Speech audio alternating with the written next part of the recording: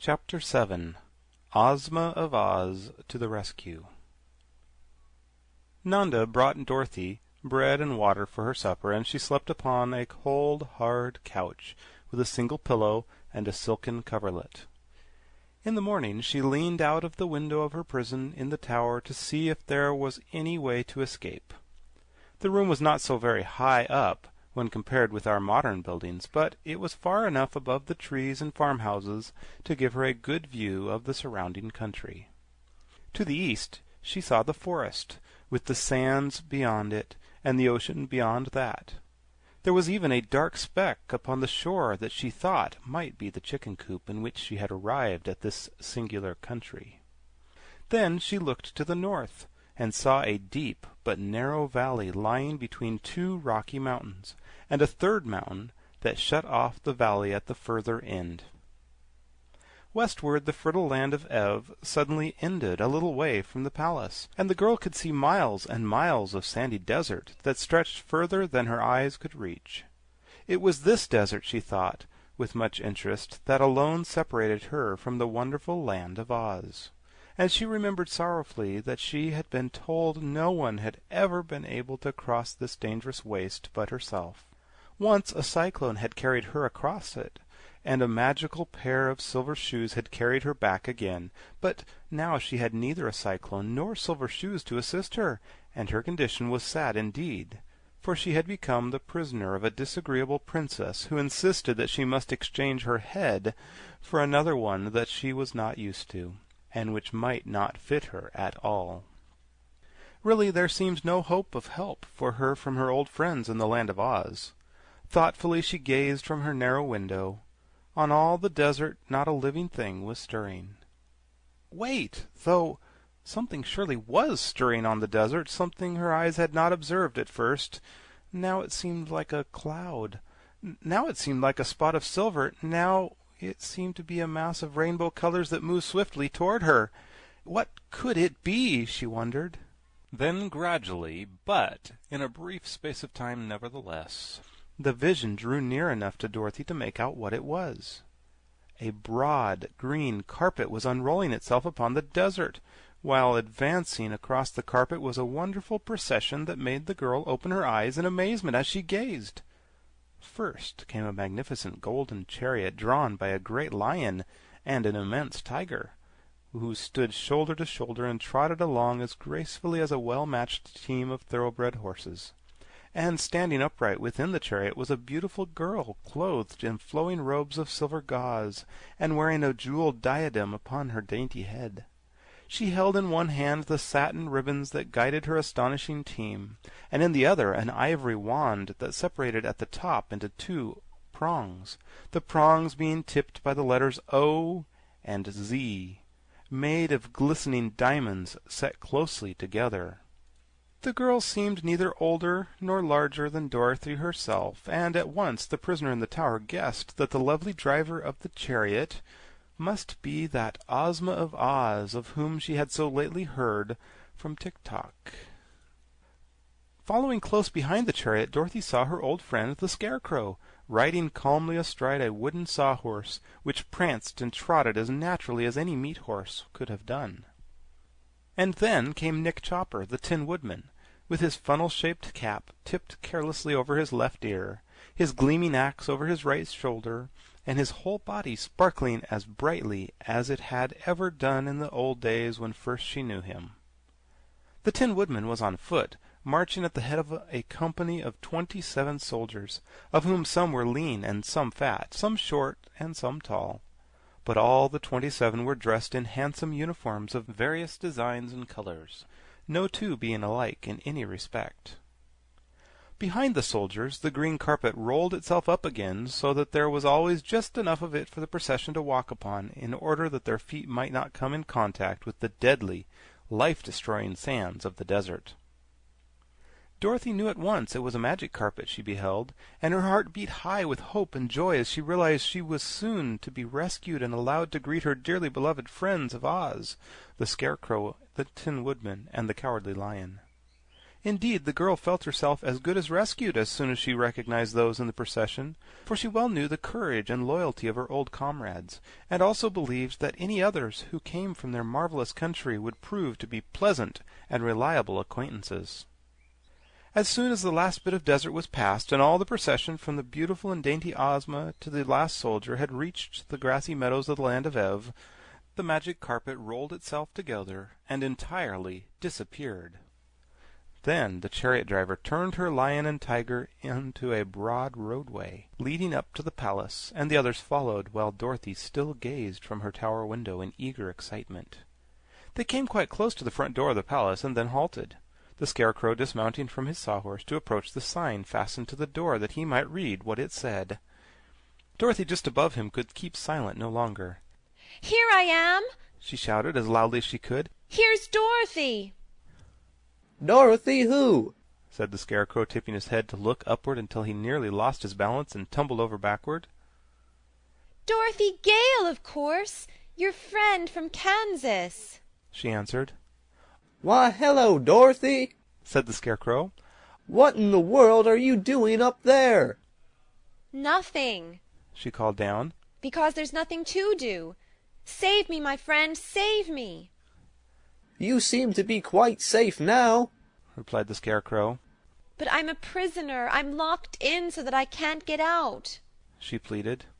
"That's all right," said the Scarecrow. "You might be worse off, little Dorothy. Just consider the matter. You can't get drowned, or be run over by a wheeler, or fall out of an apple tree. Some folks would think they were lucky to be up there." "Well, I don't," declared the girl. "and I want to get down immediately and see you and the Tin Woodman and the Cowardly Lion." "Very well," said the Scarecrow, nodding. "It shall be just as you say, little friend. Who locked you up?" "The Princess Langwidere, who is a horrid creature," she answered. At this, Ozma, who had been listening carefully to the conversation, called to Dorothy from her chariot, asking, "Why did the princess lock you up, my dear?" "Because," exclaimed Dorothy, "I wouldn't let her have my head for her collection and take an old cast-off head in exchange for it." "I do not blame you. exclaimed Ozma promptly. I will see the princess at once and oblige her to liberate you." "Oh, thank you very, very much," cried Dorothy, who, as soon as she had heard the sweet voice of the girlish ruler of Oz, knew that she would soon learn to love her dearly. Ozma now drove her chariot around to the third door of the wing, upon which the Tin Woodman boldly proceeded to knock. As soon as the maid opened the door, Ozma, bearing in her hand her ivory wand, stepped into the hall and made her way at once to the drawing-room, followed by all her company except the lion and the tiger. And the 27 soldiers made such a noise and a clatter that the little maid Nanda ran away screaming to her mistress, whereupon the Princess Langwidere, roused to great anger by this rude invasion of her palace, came running into the drawing-room without any assistance whatever.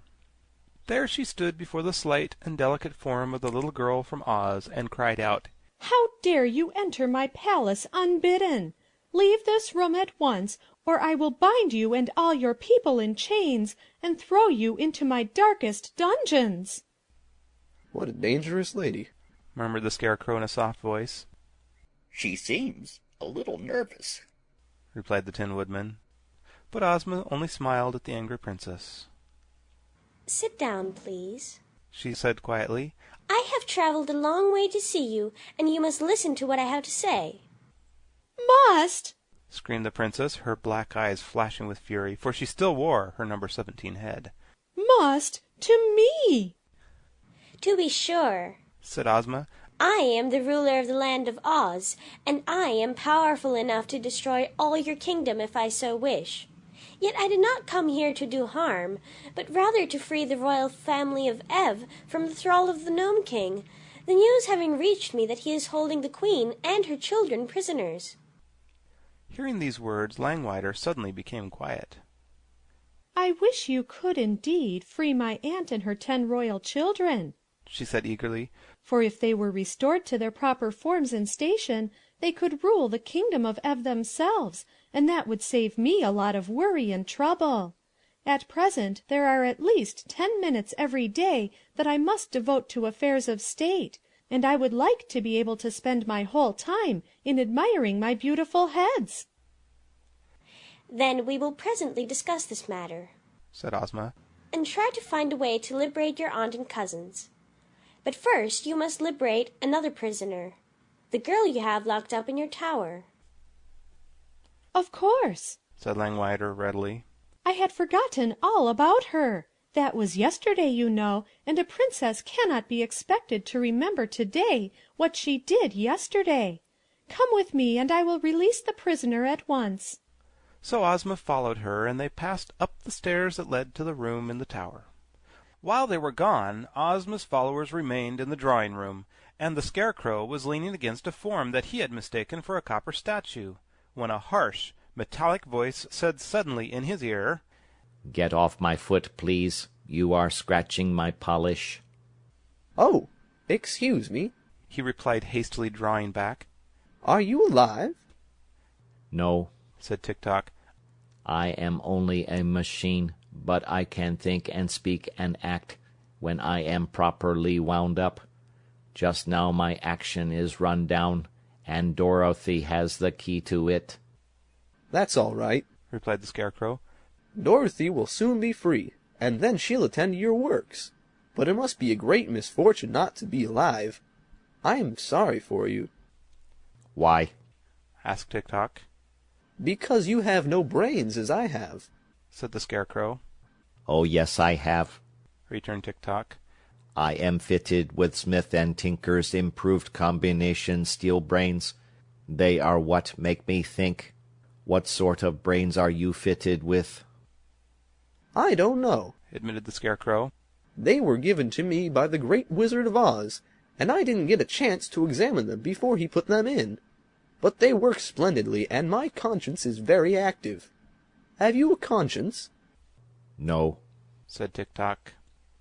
And no heart, I suppose, added the Tin Woodman, who had been listening with interest to this conversation. "No," said Tik-Tok. Then continued the Tin Woodman, I regret to say that you are greatly inferior to my friend the Scarecrow, and to myself, for we are both alive, and he has brains which do not need to be wound up, while I have an excellent heart that is continually beating in my bosom." "I congratulate you," replied Tik-Tok. "I cannot help being your inferior, for I am a mere machine. When I am wound up, I do my duty by doing just as my machinery is made to go. You have no idea how full of machinery I am." "I can guess. said the Scarecrow, looking at the machine man curiously. Some day I'd like to take you apart and see just how you are made." "Do not do that, I beg of you," said Tik-Tok. "for you could not put me together again, and my usefulness would be destroyed." "Oh, are you useful?" asked the Scarecrow, surprised. "Very," said Tik-Tok. "In that case," the Scarecrow kindly promised, "I won't fool with your interior at all, for I am a poor mechanic and might mix you up." "Thank you," said Tik-Tok. Just then Ozma re-entered the room, leading Dorothy by the hand, and followed closely by the Princess Langwidere. End Chapter 7.